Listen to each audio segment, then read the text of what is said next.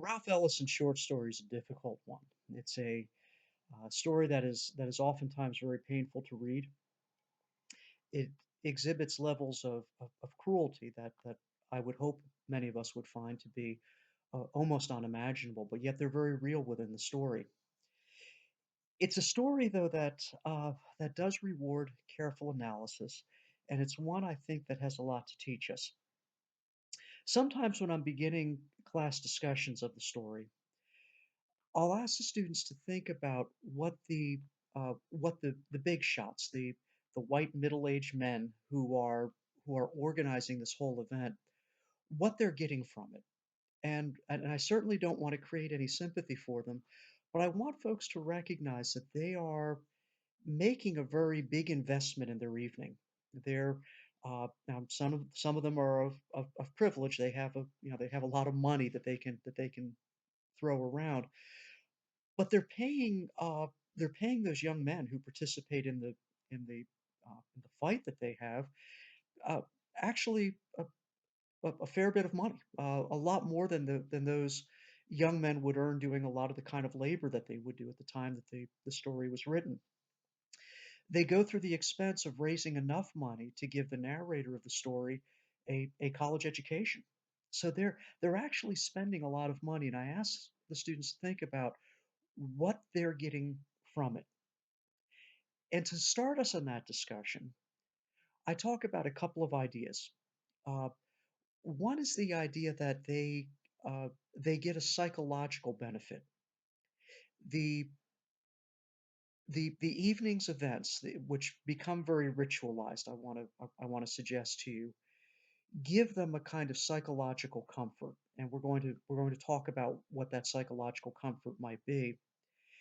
And they also give them a way of controlling what they would perceive, and maybe not unjustly, to be a threat, and that is those young African American men, um, who they so viciously control throughout the story. To lead us a little further into understanding how these dynamics work, I'll sometimes begin by talking about the woman who appears in the text. She's we'll remember the woman who does the striptease dance, and uh, she dances naked, and then she encounters the young men, and we can expect that that's the first time that those young men would have probably seen any woman naked. The experience is especially frightening for them because she's a white woman and they're African American, and if they uh, just seeing her could put their lives in danger, as we know from stories like the story of Emmett Till. I mean, uh, her presence is a very real threat to them. But I want to talk about why the men hire her, and uh, and why they respond in the way that they do. The the obvious answer would be, well, they hire her for some kind of erotic thrill, but I don't think that's really what's going on. Uh, I will talk to the students sometimes at this point about an essay that was written a fair number of years ago by a French literary and social critic named Roland Barthes. Barth went into the Parisian strip clubs, some of the famous ones like the Moulin Rouge that people have been going to for an awfully long time, and he was trying to figure out why people went to those places. And what he was astounded by as he observed them was actually how boring they became. Uh, the dances all took around the same amount of time. They were thematically organized, so the woman would come out dressed in a costume that resembled some culture. The music would match that culture, and then she would very ritualistically disrobe and actually only reveal her body to the audience for a brief second. Then she'd go off stage, and the next dancer would come on. What Barth hypothesized was that the men weren't looking for a kind of erotic thrill, but they were actually looking to gain some kind of a sense of control over the thing that they were actually frightened of. And what he posits in that essay is that the men were actually frightened of the woman's sexuality. That was the thing that they perceived to be the threat.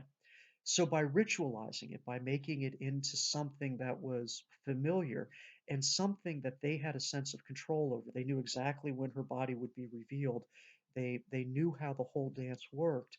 They got a sense of control over the thing that they saw as being a threat. I want us to look in this story at the way that the men treat that young woman who appears before them. uh, they catcall, they make fun of her. A lot of times we will ridicule and make fun of those things that we perceive to be threats. We do it with people who have power over us, our political leaders, sometimes our teachers, our coaches, or other people who actually have a lot of power over us. We'll make up nicknames for them. We'll ridicule them. We'll mock them. We'll make fun of the things that we perceive as threats because it gives us a sense of control. And in some ways, that's exactly what those men to that uh, do to that young woman. And they threaten her as we see with the one fellow who reaches out and grabs her. They threaten her with violence. Uh, I want us, when we're thinking about that, to think about some of the connections that we've seen in a number of these works between sex and violence, and how we've seen writers, and Shakespeare does this, and other writers have as well, where the what could be a wholesome, life-giving desire, something that we would associate with love and the creation of family, can also become something which is life-taking, which is violent, a dynamic that one sees in a lot of different and very tragic aspects of our culture. Uh, that violence I want to suggest is again an effort to control the thing that is threatening. Um, I want us to keep that idea in mind as we're examining this contest that these men create for the boys. Notice that they are it's not a contest of athletic skill. Boxing, real boxing, is i- a violent sport, and maybe people watch it because they get a kind of pleasure out of watching people inflict pain on each other. But it's also a sport that has uh, an incredible amount of training that's required, a tremendous amount of physical fitness. And when we watch a boxing match, we are seeing a tremendous demonstration of athletic prowess. None of that is present in this fight that these men create for the young men. They're blindfolded.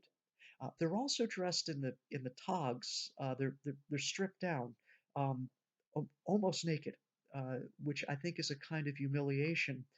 And when they're fighting with each other, what the men are seeing is not athletic skill, it's not strength, it's not um, the tenacity to take punches and survive it, but it's rather something that's pathetic. The boys are robbed not only of their dignity, but they're robbed of their power. What they become is this random jumble of boys just swinging wildly and chaotically hitting or missing each other. They are not in control of their own bodies. And I want us to keep that idea in mind when we're thinking about what kind of psychological benefit those men might be receiving by watching these boys fight in that way. But I also want to think about how there's a level of social control. And for that, I want us to go back, and no doubt we all have these memories uh, of bullies and how bullies work. I'll suggest to you that effective bullies do a couple of different things. One is they gain control over people by humiliating them, by belittling them.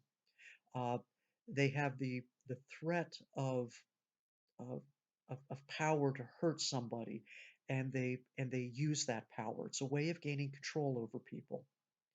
But really effective bullies I'll suggest actually do something in addition to that as well. They hold over people the threat of hurting them, but at the same time, they hold over them a promise of giving them something of value. And if we think back to middle school, and in some ways these dynamics really don't change, uh, the way that cliques worked, right? There was an opportunity to be a part of the cool group. That was a thing of value. But to be a part of it, a lot of times it required hurting or excluding or distancing yourself from someone else. And there was always that fear that if you weren't in the group, the person talked about might be you.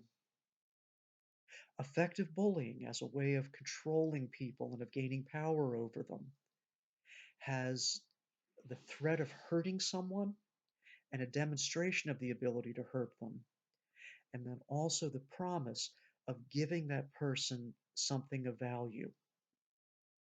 To connect these ideas together, and this is where I want to begin our discussion on Monday. I want us to think about the particular ways that this young man, the narrator, the particular ways that he is a real and genuine threat to those older white men that are hosting this event. They seem to have all the power. In many ways, they do. They have all the money. The story is set in the Jim Crow South. They have the African American characters in the story have virtually no legal protections. They have no civil rights. The old men can harm them and kill them with impunity. Uh, but yet, I want to suggest that that the narrator, that young man who gets to speak at the end, that he actually poses a threat, and that's where I want to begin our discussion. And then I want to work our way back to discuss the grandfather in this text, who becomes in some ways the moral center of the text and a very complicated and difficult character. Okay, I look forward to our discussion. See you all on Monday. Take care and stay safe.